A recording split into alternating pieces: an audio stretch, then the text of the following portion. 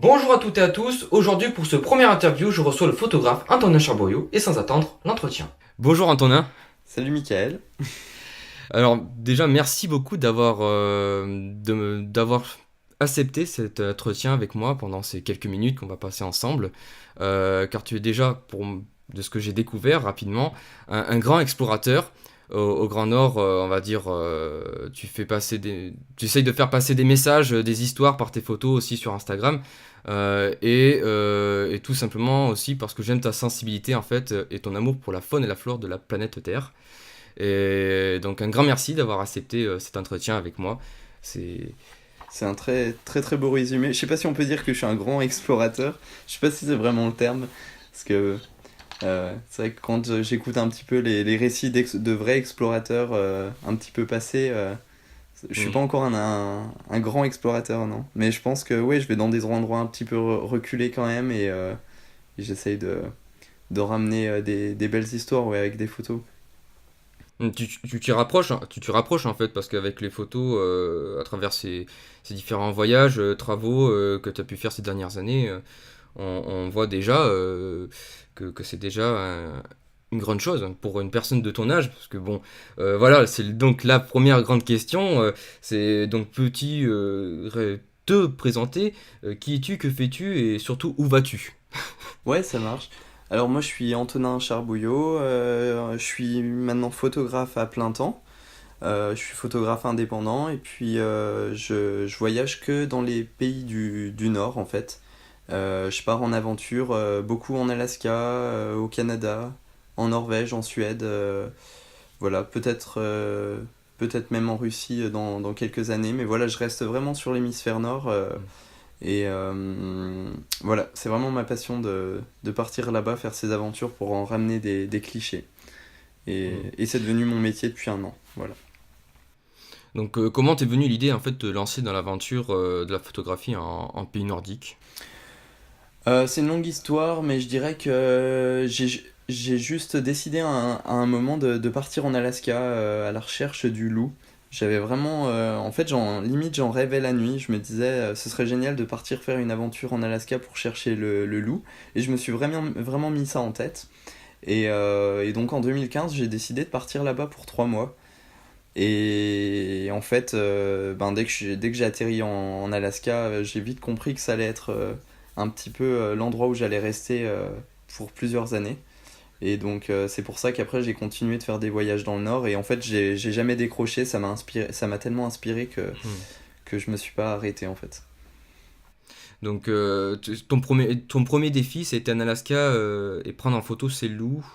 Euh, donc, ça, comment, en fait, comment tu t'es senti quand tu t'es retrouvé face aux loups, par exemple, à prendre en photo? Ah bah c'était ouais, c'était la sensation la plus dingue du monde parce que bon, déjà, en fait, c'est un animal qui est tellement mythique et on peut pas du tout prévoir en fait, où est-ce qu'il est. Alors, on peut y passer des années et jamais le voir.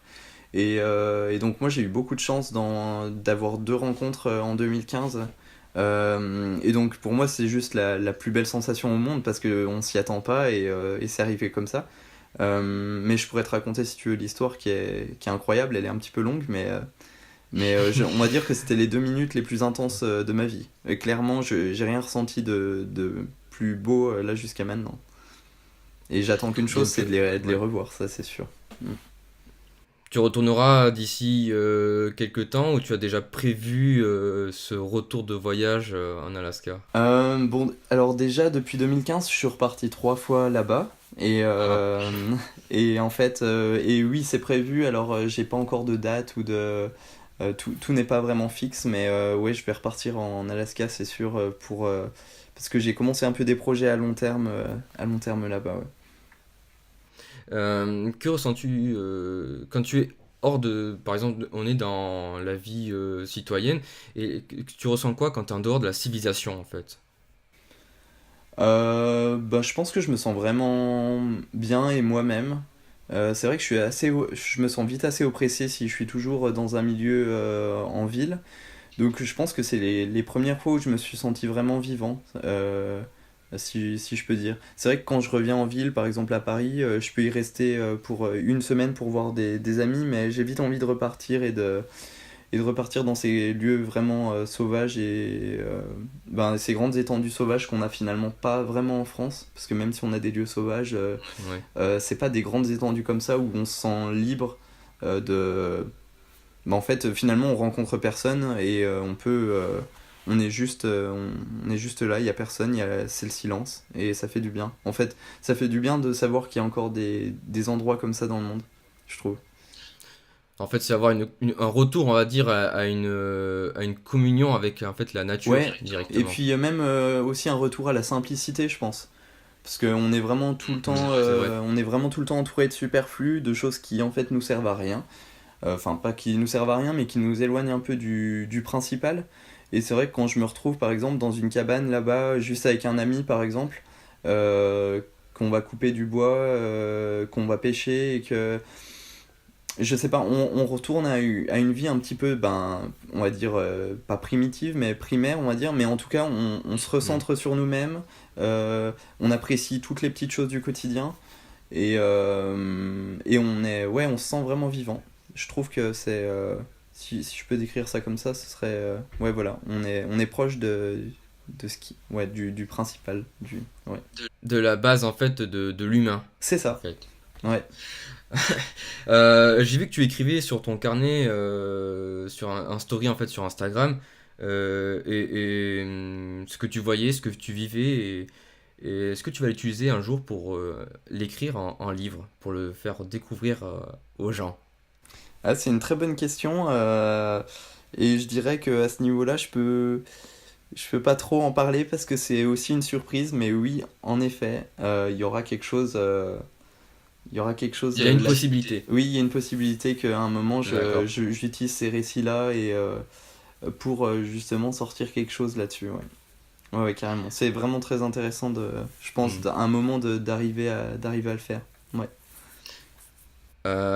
Question plus basique, mais pour ceux qui voudraient se poser la question, voilà comme moi, comment tu prépares en fait tes voyages, où tu vas pour chercher des informations? Est-ce que c'est long?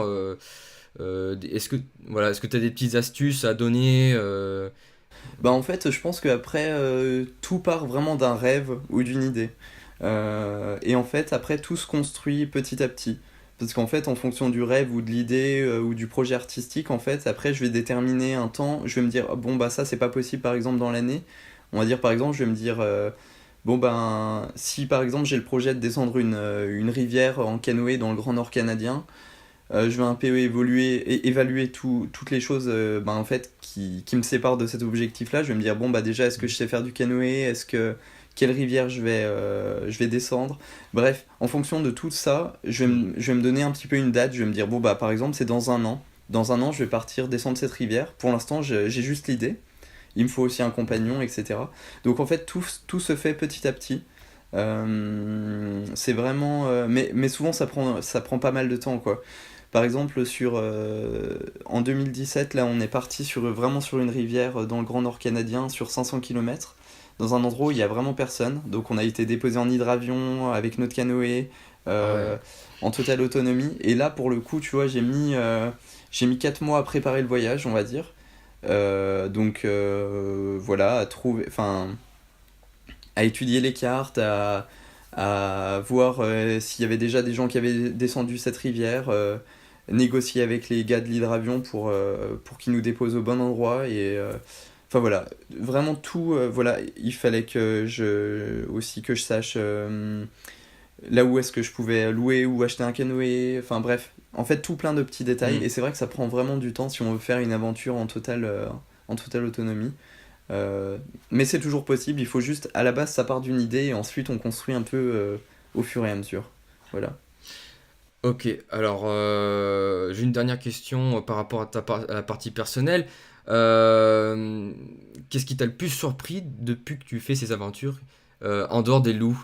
C'est quoi qui t'a surpris le plus dans tout ce que tu as vu? Je dirais que ce qui m'a surpris le plus, c'est peut-être mon amour pour l'humain. Parce qu'en fait, à la base, je partais pour photographier les espaces sauvages. Et j'en suis maintenant à raconter des histoires en fait de personnes finalement qui...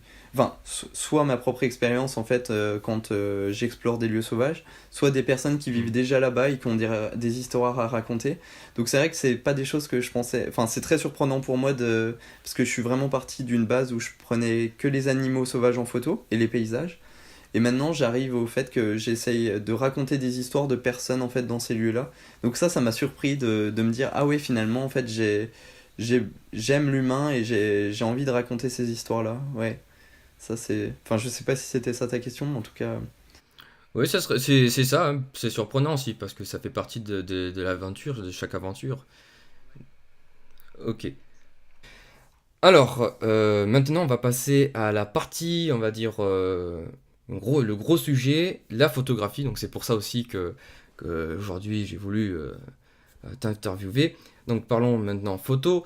Pourquoi avoir choisi la photographie pour explorer ces lieux et aussi, car tu aurais pu aussi prendre seulement ton carnet et écrire derrière une histoire. Ouais, c'est vrai. Mais c'est ce que je faisais aussi à la base. Je crois au lycée, j'avais un peu envie d'être pas écrivain, mais c'est vrai que j'écrivais pas mal déjà avant. Mais je pense que c'était pas encore quelque chose qui me correspondait totalement. J'avais l'impression que j'arrivais pas totalement à m'exprimer avec. Là, ça va un peu mieux parce que je me suis beaucoup entraîné. Mais c'est juste qu'au moment où j'ai commencé à prendre la photo, ça semblait être évident pour moi. Euh, j'ai ramené des photos. En fait, la première fois que j'ai pris des photos, c'était en 2014, quelque chose comme ça. Mhm. Et en fait, j'ai tout de suite eu un peu le support enfin, le soutien de mes amis qui m'ont dit Putain, c'est chouette ce que tu fais. Et en fait, ça m'a tout de suite donné un petit peu confiance et je me suis dit Putain, mais c'est vrai que c'est un joli support et c'est un support sur lequel, en fait, t'arrives bien à t'exprimer sans finalement avoir trop de j'avais pas de base en photo ni rien et je me suis dit ah ouais en fait c'est vraiment quelque chose à travailler et donc il me Mhm. restait une année d'études je me souviens et en fait plus l'année avançait et plus moins j'allais en cours plus je faisais de photos et là je me suis dit bon bah ça semble évident que maintenant c'est peut-être ce que tu vas faire dans la vie en fait et voilà et puis donc c'est pour ça que je suis parti là-dedans. Tu te lancé dans le grand bain de la photographie.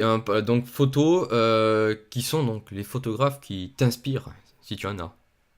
Alors, quels sont les photographes qui m'inspirent le plus? Je pense qu'il y a Vincent Munier, Ouais. qui est un grand photographe de nature, qui malgré son talent immense, il reste très humble et il se remet beaucoup en question. Il fait aussi des carnets d'aventure un petit peu maintenant, en plus de ses Mhm. livres.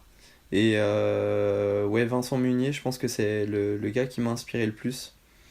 Euh, Ensuite, j'ai pas mal d'autres photographes en tête. Attends, je vais réfléchir un petit peu. Mais je pense qu'à un moment, j'ai été assez inspiré par Brice Portolano, qui est un photographe en fait qui prend de l'humain aussi dans la nature. Et en fait, par le plus grand des hasards, en fait, on s'est retrouvé sur la même île en Alaska en 2015. Voilà. Et Tout simplement. tout Bon, simplement. Et du coup, on ah, c'est a super. passé 2 mois ensemble. Et c'était incroyable. Je pense que ça a beaucoup fait. Enfin, ça m'a beaucoup fait évoluer aussi. Et c'était très drôle de se retrouver là-bas sans le savoir en fait. Voilà. Je dirais que ces deux C'est photographes-là. rigolo, hein. Ouais, ouais. C'est pour ça que l'expression le monde est petit, ben là on le retrouve de nouveau. Vraiment. Vraiment, ouais. Alors là, je suis allé un peu à la pêche à l'info sur ton site internet. En 2015, tu as gagné ton premier concours photo avec, avec le Conservatoire des espaces naturels de Bourgogne. Et qu'est-ce qui t'a motivé de faire ce concours en fait? Qu'est-ce qui t'a Ah, motivé? c'est drôle, enfin, je me souvenais même plus, si ça avait un peu le temps. En 2015, oui, j'étais rentré d'Alaska et je crois que je faisais toujours des photos en Bourgogne et en fait, j'ai commencé à participer à quelques concours. En fait, parce que dans la communauté de mes amis photographes, ils participaient aussi à des concours et je trouvais ça chouette parce Hmm. que, ben, en fonction d'une sélection, on pouvait avoir une petite mise en avant de son travail. Je trouvais ça assez chouette. Ensuite, maintenant, ça fait longtemps que j'ai pas participé à des concours, c'est vrai. Euh, mais je trouve ça bien parce qu'en fait, c'est un autre moyen de montrer son travail. Et ça permet aussi pas de se challenger, mais ça permet de se remettre en question aussi, tu vois. Des Mm. fois, il y a des photos que tu trouves incroyables et tu vas les présenter à des concours. Elles vont pas être prises. Et bon, ça veut pas dire qu'elles sont pas bien, mais ça permet de se remettre en question. Même des fois, on prend un petit peu. Enfin, pas on prend de la confiance, mais on se dit, waouh, super. Et puis en fait, ben non, pas du tout. Je pense que c'est pour se remettre en Mm. question aussi. Moi, j'aime bien le faire. Là, c'est fait. Ouais, c'est un bon challenge, c'est vrai que c'est un bon challenge parce que c'est un défi pour savoir si ça va ou si ça va pas, où on en est, etc. Et de s'améliorer parce que c'est toujours là, on est toujours en train en fait, de s'améliorer, de progresser dans chaque passion, ouais, dans toute sa vie, c'est vrai. Et En donc, même temps, après, je me dis, faut vraiment pas. Pour les photographes qui nous écoutent, c'est pas parce qu'on gagne aucun concours qu'on peut pas faire photographe ou que. oui, C'est vraiment pas une question de ça. Je veux dire, on peut faire une photo exceptionnelle et à côté avoir un travail qui est pas terrible, ou alors on peut avoir un travail qui est fait bien dans la profondeur, mais qui va pas gagner de concours, et pourtant on va vivre de la photo. Donc c'est pas un gage de, c'est juste que ça peut apporter un petit plus, mais c'est pas pour ça qu'on sera, c'est pas pour ça qu'on sera meilleur, quoi. oui, c'est vrai que moi j'ai déjà participé, mais j'ai pas gagné. Mais au moins, comme on dit l'expression, il faut participer, quoi. C'est bien de participer. Donc voilà, hein. Il vaut mieux essayer. Au lieu de dire, ah, je sais pas, ben on Et essaye. ça apporte des opportunités, tu vois. Le premier contrat que j'ai décroché avec une agence, c'était parce que j'avais participé à un concours où en fait, fallait partir 2 mois enfin, on allait partir 2 mois en Norvège si on gagnait ce concours. C'était un gros dossier. Hmm, Et en fait, je suis ouais. arrivé en finale de ce truc. Finalement, j'ai pas été pris. Et en fait, une semaine après, le patron m'a rappelé parce qu'ils ont trouvé mon profil intéressant pour aller faire des photos ailleurs. Et tu vois, par exemple, là, ça m'a donné une opportunité, j'ai trouvé ça chouette, ça m'a beaucoup motivé. Hmm. Mais, mais voilà, c'est juste, ça peut Donc, apporter. donc voilà, du début, le principal c'est de participer. Ben des fois, on peut avoir des opportunités comme ce que tu as eu. Et ensuite, plus récemment, tu as eu aussi le premier prix pour le concours d'Air France, hashtag un air de France. Euh, tu ressens quoi quand tu as gagné en fait, ce concours? Parce que c'est quand même un Air France, voilà, c'est national, c'est connu mondialement. Ouais. C'était très rigolo l'histoire de ce concours. En fait, il a une saveur particulière parce que je me souvenais plus que j'avais participé à ce concours. Et, euh, et en fait, en plus, ce qui était drôle, c'était que c'était mon dernier mois où je travaillais, on va dire, normalement avant de me lancer en tant que photographe. Et donc j'étais en train de travailler, en fait là je travaillais dans un domaine viticole, donc c'était les Mhm. vendanges et en plus j'étais en train de faire un sale taf, en train de ramasser au fond de la cuve des trucs. Et en fait je reçois une notification comme quoi j'ai un mail et je regarde vite fait parce que j'ai un petit temps libre et je vois Air France et je me dis mais j'ai pas pris de billet d'avion et je comprenais pas donc je commence à descendre dans le mail et je vois qu'en fait je viens de gagner le premier prix avec deux billets en fait, deux billets d'avion aller-retour d'une valeur de 3 600 euros, quelque chose comme ça. Donc c'était Ah très ouais. rigolo parce qu'en même temps je me souvenais plus. Et c'était très décalé par rapport au taf que je faisais où je gagnais 1000 balles du mois en travaillant comme un ouf, tu vois. Hmm. Donc celui-là il avait une saveur particulière. C'est pas un gros concours, enfin en fait c'est pas un concours genre j'ai pas gagné ouais, je sais pas, j'ai pas gagné un truc avec Oui, un magazine, etc. Mais ouais, voilà, ouais. juste, c'était hyper chouette comme opportunité, c'était drôle. Ça m'a Hmm. motivé à fond. On va passer donc maintenant un peu plus en profondeur. Quels sont les pays qui t'ont le plus fasciné, que ce soit en faune et flore, à prendre en photo? Les pays qui t'ont le plus fasciné. Waouh, c'est dur. Au niveau faune et flore, moi de toute façon, je pense que Ouais. c'est Alaska, Canada, parce que l'ours, le loup, je sais pas, il y a quelque chose de mythique. Après, on peut retrouver de l'ours et du loup en Norvège, Suède, et même dans quelques pays en Europe, même en France d'ailleurs, Hmm. mais c'est pas la même chose. En fait, c'est plutôt sur l'atmosphère qu'il y a là-bas et juste le fait que l'environnement, il est tellement présent, la nature est tellement présente et l'homme est tellement peu présent qu'en fait, il est obligé de s'adapter aussi à ce qui l'entoure, ce qui n'est pas le cas en France, par exemple. Je veux dire, là-bas, C'est ils ont vrai. beaucoup d'ours, ils sont obligés de s'adapter à l'ours, je veux dire, tout est fait pour que tu t'adaptes et c'est pas toi Hmm. en fait, tu contrôles pas vraiment. Alors que en Juste- France, on ouais. contrôle tout. Donc c'est plutôt...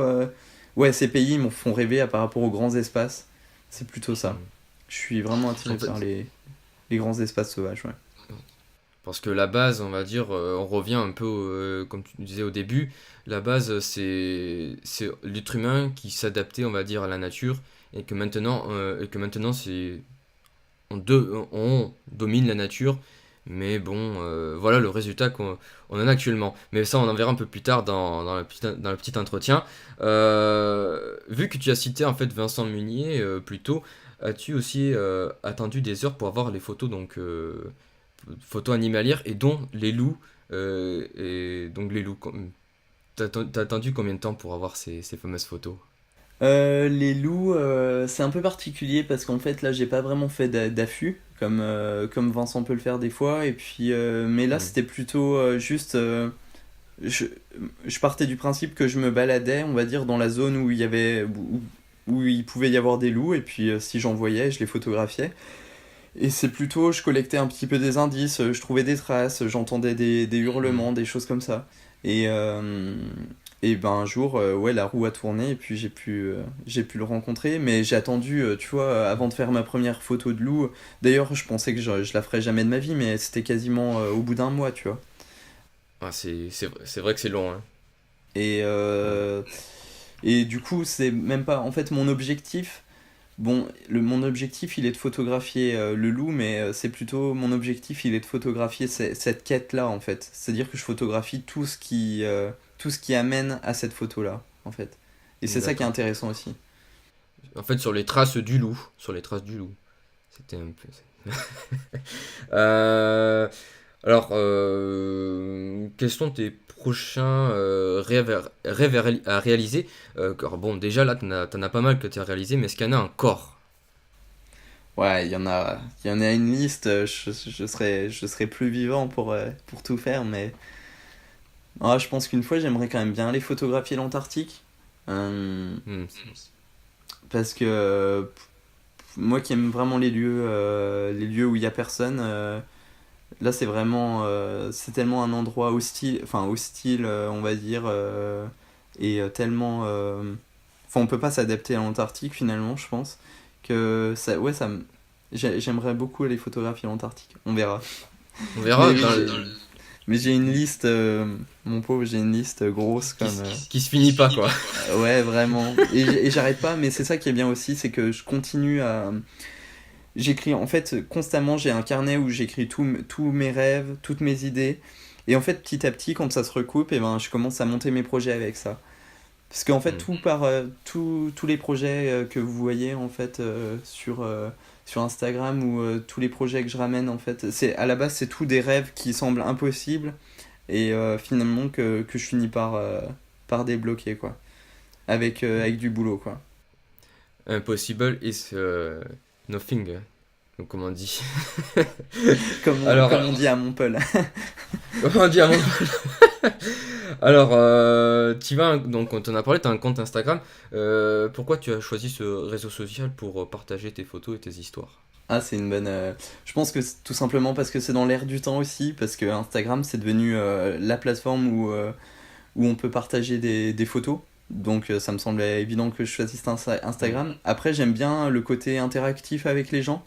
Je pense que ils ont vraiment mis tous les outils possibles en fait, pour interagir avec une communauté très facilement. Sans jamais finalement les voir directement mais du coup non je trouve ça enfin c'est assez addictif Instagram. J'essaye de pas y passer trop de temps d'ailleurs mais j'aime beaucoup et puis c'est très inspirant quand même de voir un petit peu il y a plein Hmm. d'artistes il y a plein de petites pépites de photographes que j'aurais jamais découvert si j'étais pas allé sur Instagram donc je pense que ça a ses bons côtés puis ça Ouais, c'est aussi des vrais côtés de merde mais c'est vrai que j'aime bien quand même ce réseau social ouais. c'est vrai que moi, quand j'ai tendance à regarder j'ai trouvé j'ai vu beaucoup de photographes amateurs ou même professionnels qui n'ont pas beaucoup d'abonnés, etc. Parce que bon, certains vont dire ils en ont beaucoup, ils ont une notoriété importante. Mais moi, je pense que toi c'est pareil. On va aller regarder, personnellement, je vais regarder les gens qui ont peu d'abonnés et qui ont des photos extraordinaires, qui ont pas beaucoup de likes, comme on dit. Instagram, là, ça y est, ils ont le projet de supprimer le like, et ça, c'est une très bonne chose. Moi, j'avais mis dans mes stories, donc il n'y aura que les gens qui sont en compte pro qui pourront voir les statistiques, les likes. Et donc là, pour mettre en avant donc ce que tu fais toi, ce que je fais moi, donc mettre en avant la photo, le texte, l'histoire qu'on veut faire passer. Et moi, donc j'ai remarqué beaucoup de personnes qui ont très peu d'abonnés, qui font des photos sublimes, avec une histoire, et c'est extraordinaire. Ouais, c'est vrai, plus de Ouais. profondeur. J'aime bien. C'est vrai que moi, enfin, je regarde pas le nombre d'abonnés ou de likes. C'est vraiment le. J'aime bien. J'aime bien la profondeur qu'il y a derrière les photos, ouais. Derrière le Mm. travail des gens, ouais, ça me touche beaucoup. Et c'est vrai qu'il y a des personnes qui arrivent bien à se mettre en valeur, même sans avoir de likes. Mm. Non, non, c'est très chouette. On peut découvrir plein de belles choses. Allez, dernière question pour la partie photographie. Côté matériel, donc comment fais-tu pour tout garder bien au chaud et pour avoir du matos qui tient à -20, moins 30 degrés ou plus?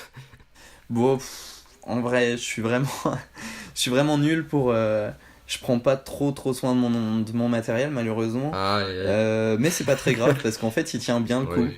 oui. J'ai un peu de Canon et j'ai jamais eu vraiment de problème. Bon, là, j'ai un problème. Il est cassé parce que je l'ai vraiment trop utilisé sous la pluie. J'ai passé 2 jours vraiment avec. Limite, limite j'étais sous une cascade, donc il a pas trop aimé. Je crois que Ah, l'obturateur est mort, mais sinon, ils ont. aïe. Sinon, ils survivent bien au froid. Il y a des fois où j'ai des petits problèmes avec tu vois, avec des réglages qui sont bloqués à cause du froid, ça arrive Ouais. après Hmm. -30 là. Mais sinon, tout va bien. Franchement, juste garder ses batteries au chaud pour pas perdre. En fait, toujours dormir avec ses batteries dans le sac de couchage. Donc avoir bien les batteries au chaud et sinon, voilà, tout va bien. Juste le drone, il aime. Voilà, là maintenant j'utilise un drone, il aime pas trop le froid non plus. Hmm. Euh, Bah, ils sont pas forcément tropicalisés. Ah bah, Et c'est vrai que ils sont. Ouais, et- non. voilà Faut pas trop leur en et demander, quoi. voilà, et les hélices, voilà, c'est quand même pas c'est pas du très Non. haut comme les Phantom 4, etc. Que eux vraiment, Ouais, et je puis. pense ils peuvent tenir et encore, Ouais, je suis parce pas qu'en sûr. fait, déjà qu'ils ont des capacités de dingue à aller à des kilomètres. Moi, je trouve ça déjà dingue les capacités d'un drone. Alors, si en plus ils survivent à -10 ou quoi. Non, ouais, ça le fait. Enfin, tu vois, la dernière fois, j'en ai utilisé un là, sur un glacier en Hmm. Alaska. Bah, c'était vraiment limite. Heureusement qu'il faisait pas trop froid, tu vois. Je crois que. Ouais. Mais bon, voilà. Mais sinon, c'est vrai que je fais pas trop gaffe à mon matos, il tient bien le coup. Non, bah c'est déjà bien s'il arrive à tenir. Bon là, à part le souci, enfin c'est un gros souci quand même, c'est l'obturateur est mort. Voilà. Bon, ben ok. Donc on va passer à la troisième partie. Dernière partie, le changement climatique. Alors, c'est un sujet qui est d'actualité, mais qui est important à mon sens. Moi, je partage beaucoup sur Instagram depuis que je suis sur Instagram, moi personnellement. Je mets vraiment en avant, en fait, moi, mes paysages, la nature, etc. Et maintenant, je fais un peu du militantisme, écologie.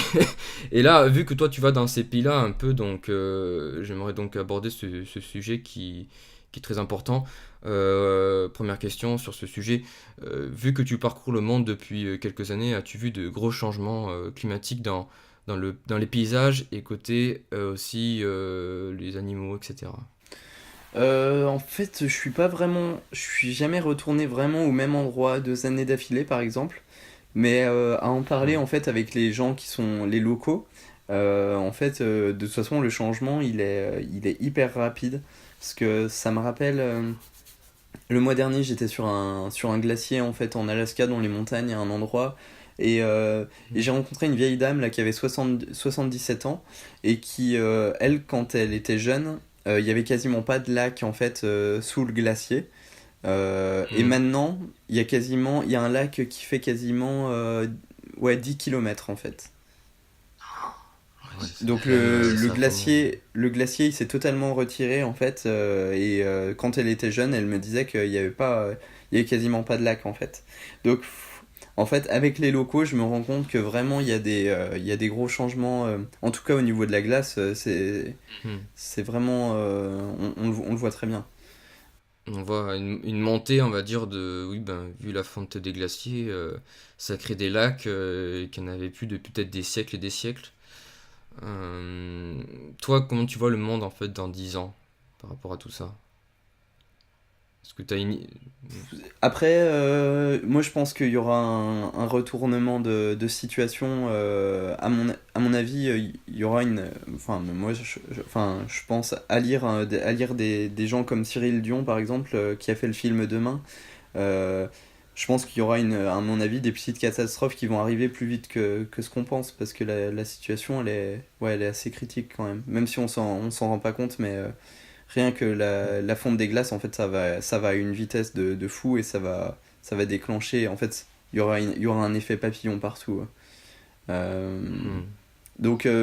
pourtant, je suis quelqu'un d'assez positif, mais je pense vraiment que s'il y a pas de gros changements euh, politiques ou même enfin, individuels, si chacun ne fait pas un petit peu sa part, on, on va au-delà d'une grosse catastrophe, ça c'est sûr. Hmm. Et sûrement Ouais. plus vite que ce qu'on pense. Ça c'est. Oui, Oui, moi, dans ma tête, c'est dans 20 ans, ça sera ouais. déjà. Ça sera presque. Bon. Mais il y Est-ce aura des que. petites, il y aura des petites sonnettes d'alarme. C'est avant, mais Ouais, ouais. Bon, ouais, on ouais. verra. Bah, c'est- Après, je suis quelqu'un de très positif. J'ai vraiment conscience que chacun peut, enfin, qu'on peut tous changer, et Hmm. mais en tout cas, vu comme c'est activé maintenant, en tout cas, on part pas sur le bon pied, ça c'est certain. Ça, c'est sûr, mais est-ce qu'il y a encore de l'espoir? Parce que selon toi, est-ce qu'il y a encore de l'espoir? Voilà. Donc il y a toujours de l'espoir. Je pense qu'on peut faire bouger, nous, ma génération, enfin notre génération, et la génération qui suit maintenant, c'est maintenant en fait. C'est maintenant qu'il faut agir. Et par exemple, je voulais rebondir parce que tout à l'heure tu me demandais quels étaient mes photographes préférés. Et en fait, je Oui, rebondis sur le fait que j'adore par exemple Sebastião Salgado, qui est un oui, photographe, oui, Sébastien. qui est un photographe incroyable, un photographe brésilien. Et lui, par Mm. exemple, avec l'argent qu'il a gagné pendant sa vie en photographe, et ben en fait il est revenu là où il était né au Brésil en fait dans son petit enfin dans sa ferme et en fait quand il est rentré en fait il y avait plus de forêt, il y avait plus la forêt luxuriante qu'il y avait avant et il a tout replanté. Il a racheté les terres partout en fait sur des dizaines et des dizaines de kilomètres carrés et il a tout replanté. Ah ouais. Et du coup, Et ah par oui, exemple, ça c'est vraiment le mm. genre de photographe qui m'inspire et le genre de personne qui, par exemple, je me dis que si chacun il met de son cœur un peu comme comme il le fait lui, bah c'est sûr qu'on est sauvé, tu vois. Ça c'est certain. Donc Il y a ouais, c'est juste, je pense qu'il faut réinvestir aussi. voilà. C'est aussi, tu vois, même tu me demandais mes histoires de rêve, mais en fait, je pense qu'un jour, ce que je rêve vraiment, ce dont je rêve vraiment, c'est de pouvoir réinvestir en fait, toute l'expérience que j'ai eue et enfin, toute ma vie de photographe, en fait, dans quelque chose de plus concret pour aider Mm. ensuite, tu vois. Ça, ce serait plus mon rêve, tu vois. Plus que Ça c'est l'Antarctique ou de. Voilà. surtout que c'est un rêve important c'est vrai qu'il faut découvrir le travail de ce qui fait Salgado, c'est impressionnant et, et j'ai vu l'article que c'est avec sa femme qu'il a fait ça. Ouais, et si, du coup, Voilà. je veux rebondir, si vous voulez vraiment voir, il y a un super documentaire, du coup, sur Salgado qui s'appelle Le sel de la Terre, et qui est vraiment à voir parce que, donc, on voit justement, on le voit, du coup, replanter cette forêt, mais c'est un peu un résumé de toute sa vie. Il y a pas mal de choses dans ce documentaire, il est incroyable, faut vraiment le voir. Le sel de la Terre. Alors on va finir avec un peu le plutôt ci, plutôt cela. Alors il y a le petit quiz là. Alors plutôt ours blanc ou loup? Ah, loup. L'ours blanc, il me Ah, fait peur. ah bon, il te fait peur. Ah, c'est vrai que Il ça. mange il mange que de la viande, il. Je sais pas, pour lui, on est juste un phoque. Alors, je sais pas, pour l'instant, je suis pas encore. Je vais encore pas sur la banquise, ouais. C'est le plus grand c'est le plus grand prédateur au monde, de ce que j'ai entendu, hein, l'ours blanc. Ouais, ouais, c'est vraiment un gros prédateur, ouais, ouais, c'est sûr. Ouais, il me fait un peu peur. J'aime bien le loup, il est fascinant, il me fait pas peur et. Ouais. Alors, Alaska ou Finlande? Ouais, Alaska, fois 1000. Alaska. Glacier ou montagne? Ouais, je dirais glacier, parce que en fait, j'avais jamais vraiment été sur des glaciers. Là, on a un peu fait les dingues en Alaska, on est allé dans des glaciers de dingue, et en fait, j'avais jamais vu. Hmm. Le fait d'être au milieu des glaciers, en fait, avec la glace pure, avec toutes les nuances de bleu, les intensités de bleu, j'ai jamais vu. Je crois que j'ai jamais vu un truc beau comme ça de toute ma vie. Franchement, c'est ouais, un bijou. C'est incroyable. Donc, non, non, je pense que glacier, parce que t'es toujours surpris. Tu vas passer là pendant la journée, à la fin de la Hmm. journée, la lumière elle a changé, t'as l'impression que t'es pas passé là. C'est incroyable. Glacier, c'est pas mal. Parce que moi j'ai vu quelques photos sur Instagram de personnes qui prenaient en photo les glaciers, ben, dont toi en fait. Et j'ai vu, moi, cette question-là, plutôt glacier ou montagne, même si je suis pas allé, j'aime bien la montagne, mais je pense que je choisirais aussi glacier. Par rapport à toute cette nuance de couleurs, c'est extraordinaire. Et encore, quand tu le vois, mon avis, quand voilà, moi j'ai pas vu de mes yeux en vrai, eh ben ça doit être encore plus En fait, on extraordinaire, n'arrive quoi. même pas à le retranscrire assez en photo. C'est ça qui est. Genre, moi, j'étais subjugué, je savais pas où donner de la tête. Surtout quand t'es. En fait, surtout quand t'es dans des conditions comme ça, où là, tu vois, on s'est fait déposer en bateau, avec un tout petit bateau. Après, Mm. on a escaladé et tout. Et puis, on est arrivé sur le glacier. Il y a personne enfin, dans toutes les montagnes aux alentours. Et t'es deux, là, tu vas poser ta tente à même la glace. Bon, c'est une autre planète. C'est extraordinaire. Extraordinaire. Feu de camp ou lampe à pétrole? Ah, feu de camp. Le feu de camp, tellement de. Il est incroyable le feu de camp. Si t'es tout seul, t'as l'impression qu'il y a une présence. Et enfin, ouais, juste, Mm. tu fais un feu, tu te sens pas bien, tu fais un feu, tu te sens bien.